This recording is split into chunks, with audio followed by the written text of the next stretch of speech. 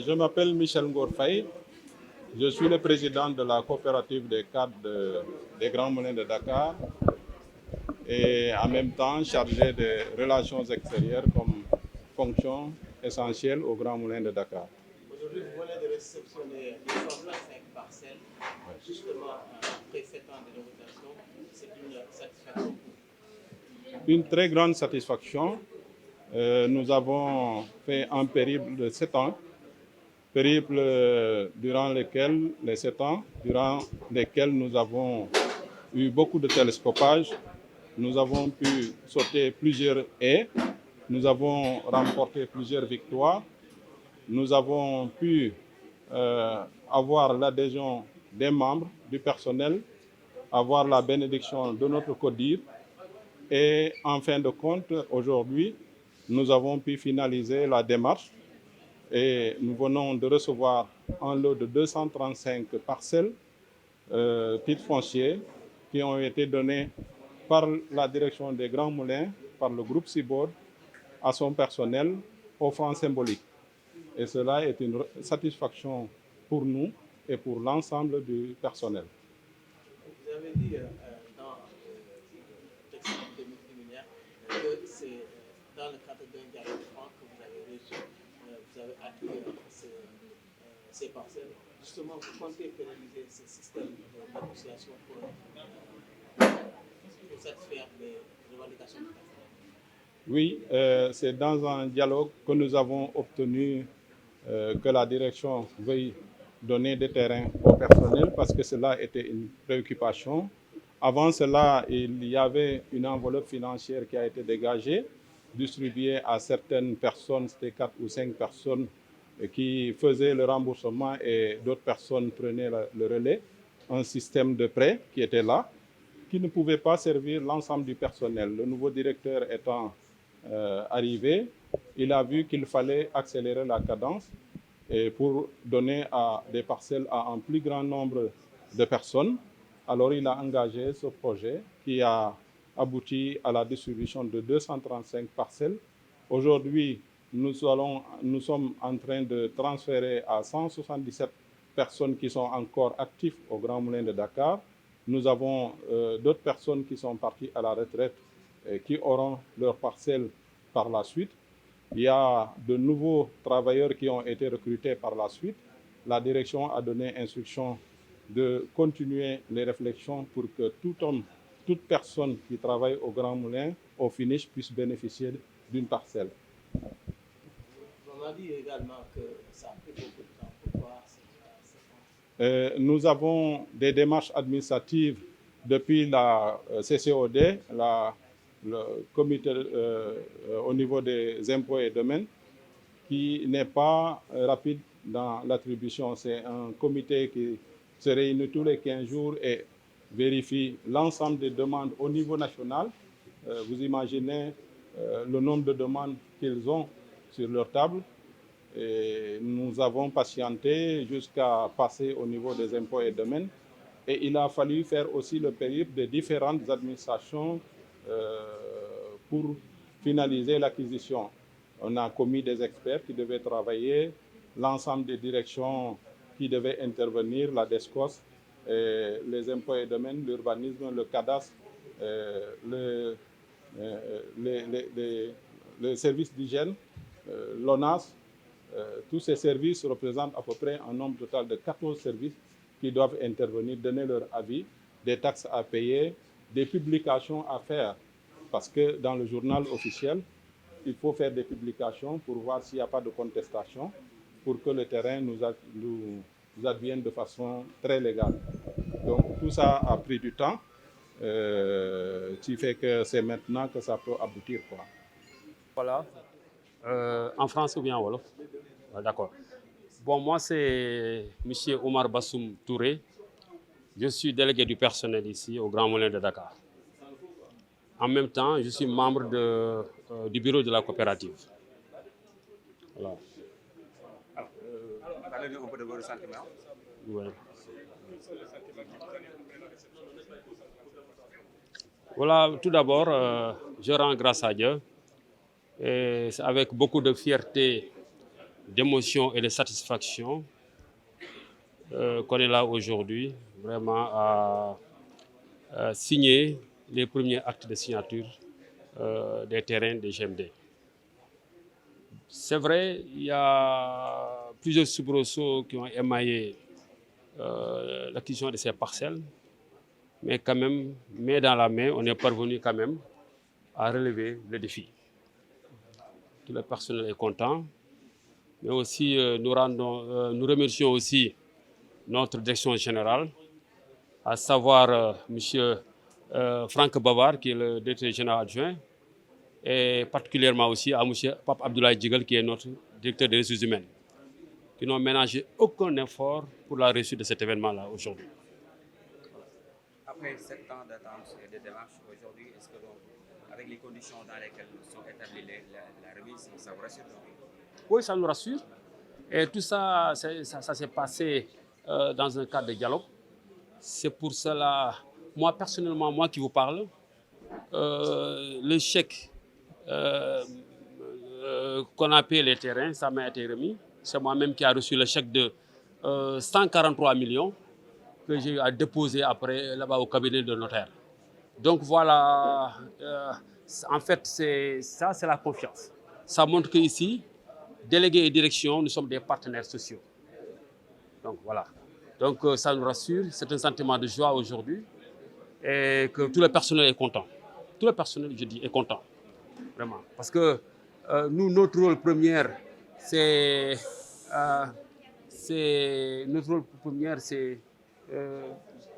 de lutter pour la satisfaction du personnel, à savoir le social. Donc il y a un bon climat de dialogue social ici, dans cette entreprise-là. Voilà. Michel Ngor Faye, man maa nekk président coopérative cadre yi nekk Dakar. Coopérative boobu nag bi mu demee ba ci biir dafa ubbeeku may liggéeykat yépp ñu mën cee adhérer ngir lépp lu ñuy dox muy mbiru suuf ñëpp mën cee bokk. Bu njëkk cadre yeeg ñoo ko defoon waaye dañu mujj ubbil ñëpp bokk ba léegi ku ci nekk boo nekkee membre mën nga am kër. Man maa ngi tudd Michel Ngor Faye di nekk chargé de relations extérieures aussi ci sama liggéey tous les jours en dehors de la coopérative. mbégte bu rëy ndax juróom-ñaari at ñu ngi dox di lijjante di raam di soox di mbëkkante dugg ci administration yi impôts et domaines cadastre urbanisme ministère des finances dugg nañu DSCOS dugg nañu urbanisme dugg nañu ONAS dugg nañu sax Sénélec dugg nañu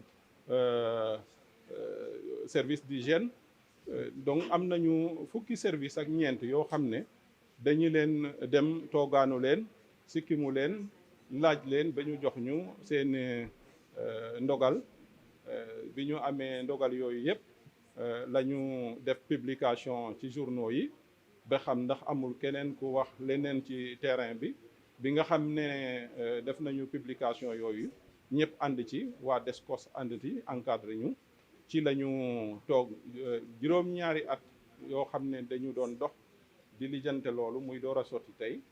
donc Grand Moulin bi mu xamee ne lépp sotti na mu au cabinet notaire bi ndax bugg ko mu nekk joxante suñu biir rek mënoo jox terrain kenn ci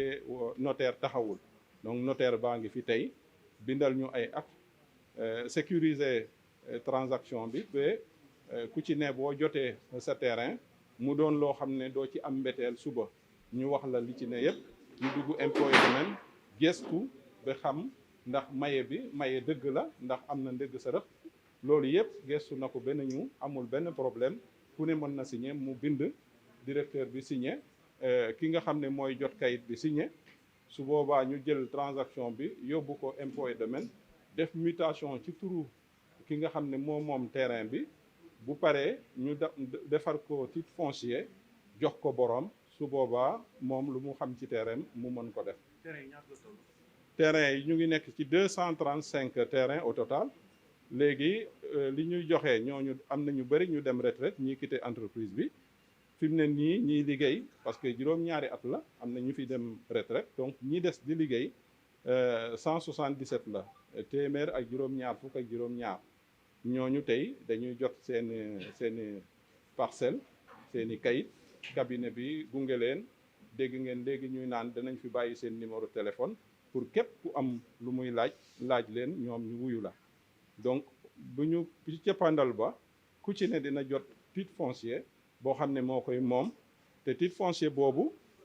terrain bi am na ay terrain 200 mètres carrés am na ay terrain 150 mètres carrés am na ay terrain 153 ainsi de suite donc bu ci ne Grands Moulins mu ngi la ko jaayee 15 la terrain bi di jar ku ci ne donc 15 lañ la laaj nga joxe ko Grands Moulins jox la terrain boo demee ci administration nag mu ngi lay laaj ay taxes yooyu nag moo tax mu am somme yoo xam ne ku ci ne da nga koy fay léegi li tax mu neex mooy salaire u nit ki 2 junni ak 2 téeméer yu xaw a topp tuuti la ku nekk di fay ci salaire am pour am terrain boo xam ne war na am 10 millions ci valeur donc 2 junni lañ lay laaj ba ñetti at nga fay terrain bi am na beneen avantage boo xam ne Grands Moulins def ñu ko may maanaam bu ñu liggéeyee ba at bi jeex ñoom dañuy xool bénéfice total bi kër gi am mu ne yéen a ko liggéey yéen liggéeykat yi dañuy leen dagal ci bénéfice boobu may leen léegi ci loolu ñu may nag comme jógewul ci sunu salaire mu ne sax li ngeen di fayee ci loolu ñu leen di may ca la ñuy dagg un tiers ci li nga xam ne mooy plus-value donc boo ko xoolee ba xool bénéfice boobu dañu ko may ci la ñuy jël pour fay terrain bi donc maye la ci biir terrain bi mu ngi ñuy dagg 2 junni ak 2 téeméer te nañu xool terrain bu am valeur 10 millions ñu jox la ko di la dagg 2 junni ak 2 téeméer loolu dafa doon maye te loolu boo ko déggee taxe ba moo tax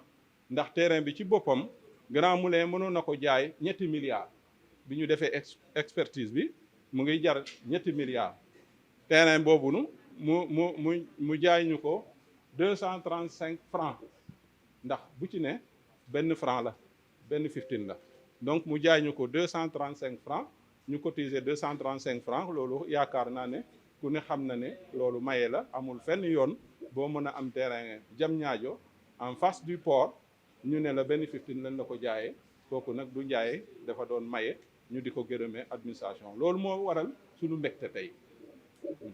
Man c'est monsieur Omar Bassoum Touré je suis délégué du personnel fii si kër gi tey damay sant yàlla di xam ne tey bésu mbégte la bés la boo xamante ne tey bésu bànneex la tamit teg ci parce que lii la ñuy xaar si délégué du personnel parce que tey bu nekkee fii pour njëriñu personnel bi mën tax a jóg personnel bi nag kuy wax liggéey di nga wax dëkkuwaay kon lii c'est vrai 7 ans la bëri woon na coow lu nekk judd na fi ñii newoon du am ñii newoon ay naxaate la am ñu découragé am ñoo xamante ne pour ñoom ay rêve la mais tey nekk na dëgg kon ñun tey en tant que syndicat dañuy sant yàlla bu baax te xam ni li nu falee mat nañ ko ndax tey lii yaakaar naa lu kenn lu werante cabinet notaire moo fi ñëw man mii di wax ak yéen man maa dem ci kaw man maa récupérer chèque bi muy 143 millions ma jël ko yóbbu ko ci cabinet notaire bi kon yaakaar naa tey li may wax am na ce qui veut dire que tey am na benn rapport de confiance boo xamante ne tey am na fii entre direction bi ak personnel bi ak délégué yi te loolu moo nekk ci code du travail ñun nekkuñu ay noonu ñu ne direction bi dañu war a di waxtaan cadre dialogue social boobu tey moo nu may tey nu am terrain comme ni ko président waxee 1 franc fay nu ko ci kon dañuy sant yàlla bu baax di ñaanal suñu direction bi di ñaanal monsieur Franck Babar mais aussi di ñaanal monsieur Pape Abdoulaye Djigal nit la koo xamante ne Michel wax na ko le président mosuñu tëjal buntam chaque jour dañuy dem ci moom di ñëw ci moom di waxtaan ci terrain yi moom mu ci def loo xamante ne sax xaaruñu ko ci woon kon tey bés la boo xamante ne ñun en tant que délégué du personnel samay collègues yëpp ngi nii ñu yëpp ay délégué du personnel loolu tey dañuy sant yàlla di ñaanal Grands Moulins mu jëm kanam te xam ni Grands Moulins kat wax dëgg yàlla ku si nekk fii war na ñaanal njabootam ëllëg ñun ñu mun liggéey fii si kër gi vraiment Grands Moulins gàcce ngalam. ñoom ñi accompagner nit ñi tey ndax njaboote ay nit xalaat ne war nañu am toit loolu vraiment c'est pas évident am na entreprise yu bari duñ ko def kon tey bu ñu ko defaralee du ñu def lu gërëm leen gërëm aussi coopérative d'habitat bi nga xamante ni bëccëg guddi fu nekk ñu ngi koy xeex pour que tey jii ñun ñu am li ñu am lii nag honneur la man mi di jigéen ñi jiite ma ñëw signé vraiment maa ngi leen di remercier ñoom ñëpp di ñaan lii mu nekk suñu njëglaay leneen ak leneen ñëw vraiment bon pour tënk lépp daal maa ngi remercier direction générale Grands Moulins de Dakar mbégte la daal fu mu nekk nii waaw macha allah. mën nañu wax ni ginnaaw mbégte li ndax mën nañu wax ni ndax jamono ku dégg mbirum suuf xam ne bëri na coow ginnaaw bi ngeen bëggee ndax xel dal na ci anam bi mu amee. waaw xel dal na ndax mbirum suuf moom yombul surtout titre foncier moom xam naa ni moom lu koy dox moom du lu yomb kon tey buñ ko doxee tey ba jox ñu ko war nañ xam ne defuñu dañ leen di wax waaw góor daal waaw loolu daal laa am lu ma leen di wax man Seynabou laa tudd madame Sow Seynabou Kodi jërë ngeen jëf.